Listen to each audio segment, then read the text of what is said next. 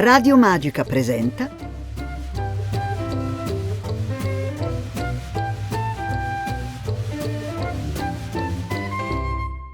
Pimpa Magica.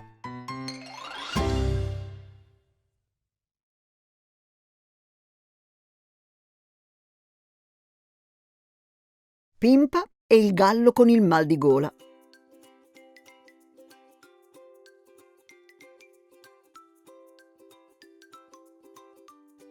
Come mai sei ancora a letto? Il gallo non mi ha svegliata.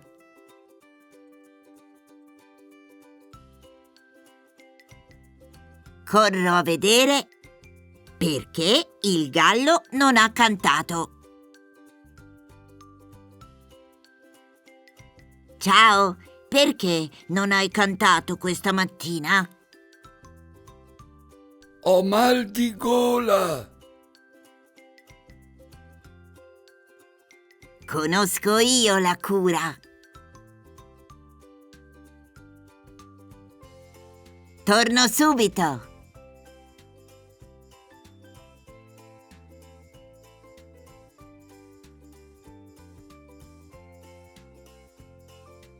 Ciao, Ape. Il gallo ha mal di gola.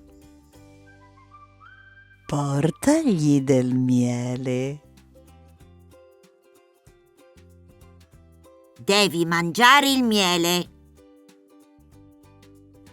Va bene.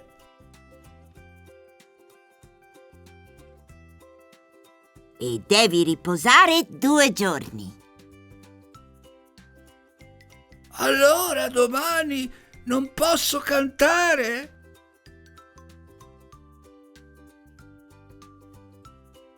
No, Chi sveglierà tutti?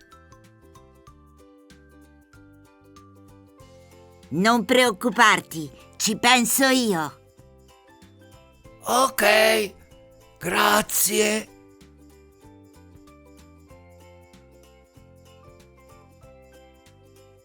Domani svegliami all'alba.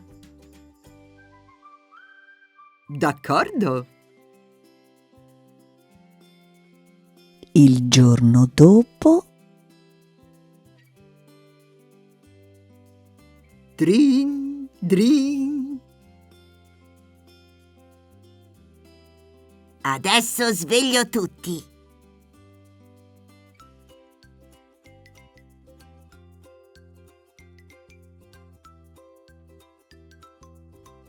Chicchirichì! Chicchirichì!